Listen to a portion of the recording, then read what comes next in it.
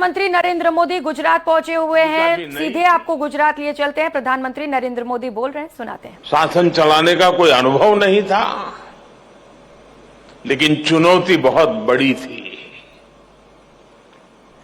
इस बीच एक और घटना घट गई। गोधरा की हृदय विदारक घटना हुई और उसके बाद की परिस्थितियों में गुजरात हिंसा की आग में जल उठा। ऐसे विकट हाल की शायद किसी ने कल्पना की होगी। मुख्यमंत्री के तौर पर भले उस समय मेरे पास ज्यादा अनुभव नहीं था, लेकिन मेरा गुजरात पर, अपने गुजरात के लोगों पर अटूट भरोसा था।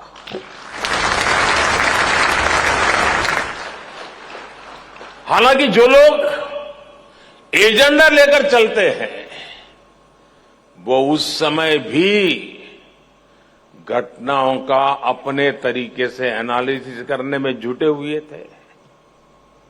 ये कहा गया कि गुजरात से युवा, गुजरात से उद्योग, गुजरात से व्यापारी सब बाहर चले जाएंगे, पलायन कर जाएंगे और गुजरात तो ऐसा बर्बाद होगा कि देश के लिए बहुत बड़ा बोझ बन जाएगा।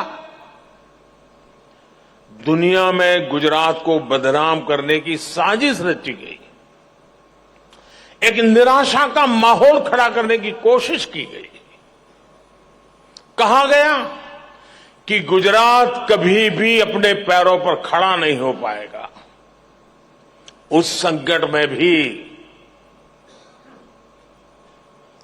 मैंने संकल्प लिया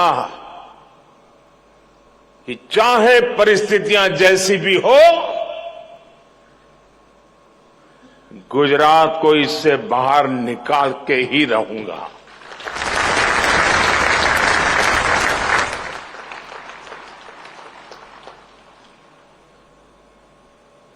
हम गुजरात के पुनर्निर्माण ही नहीं, बल्कि उसकी आगे की भी सोच रहे थे।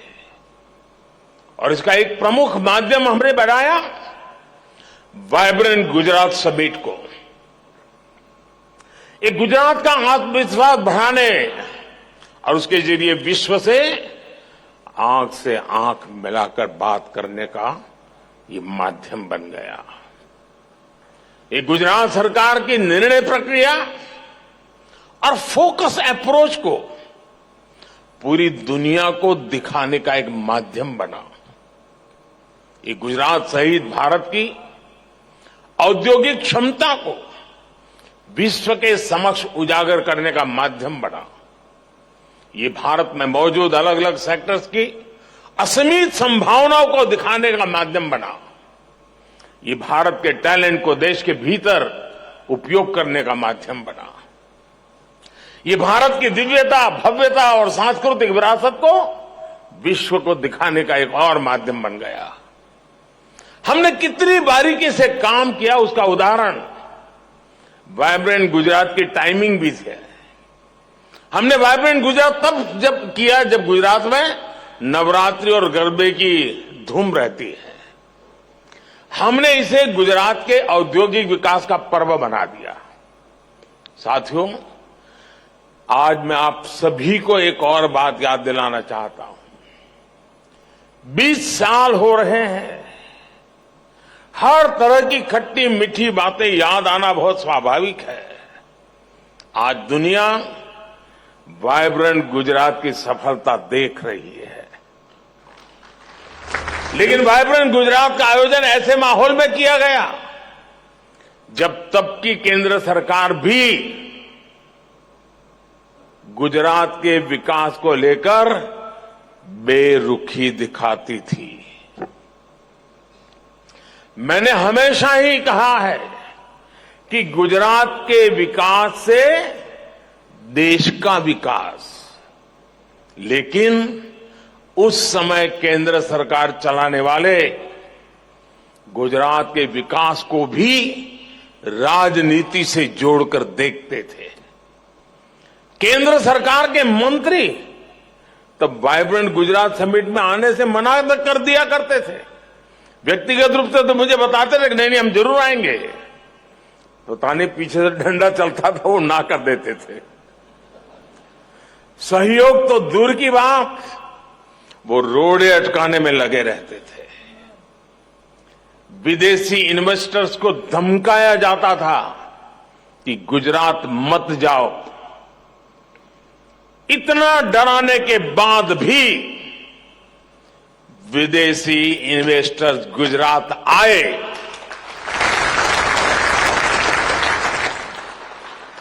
जबकि यहां गुजरात में उन्हें कोई स्पेशल इंसेंटिव नहीं दिया जाता था। वो यहां आते थे क्योंकि उन्हें यहां good governance, fair governance, policy driven governance, equal system of growth और ट्रांसपेरेंट सरकार का अनुभव रोजमर्रा की जिंदगी में आता था।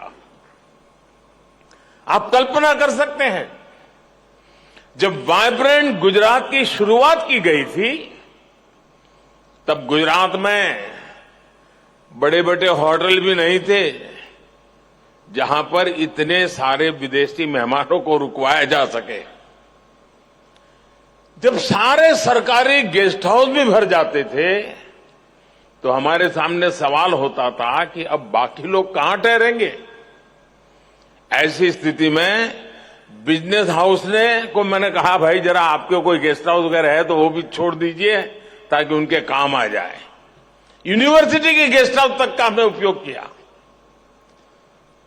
उनके गेस्ट हाउस में मेहमानों को रुकने का इंतजाम किया गया। कुछ लोगों को बड़ौदा भी ठहराना पड़ा। साथियों, मुझे याद है 2009 में जब वाइब्रेंट गुजरात का आयोजन किया गया तब पूरी दुनिया में मंदी का माहौल था, मंदी की चपेट में दुनिया थी और सबने मुझे बताया, हमारे अफसर भी मुझे बता रहे थे कि साहब इस बार वाइब्रेंट गुजरात स्थगित कर दीजिए, ये फ्लॉप हो जाएगा, कोई नहीं आएगा। लेकिन मैंने उस समय भी कहा, जी नहीं, ये रुकेगा नहीं, ये होगा।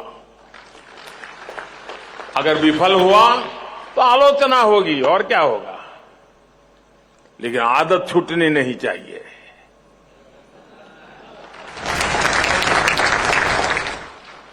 और तब भी वाइब्रेंट गुजरात समिट ने पूरा विश्व मंदी के दौर में था, लेकिन 2009 के वाइब्रेंट समिट में सफलता का एक और नया अध्याय जुड़ गया। साथियों, वाइब्रेंट गुजरात की सफलता इसकी विकास यात्रा से भी समझी जा सकती है। 2003 में इस समिट से कुछ 100 पार्टिसिपेंट्स और डेलीगेट जुड़े थे। बहुत छोटा था।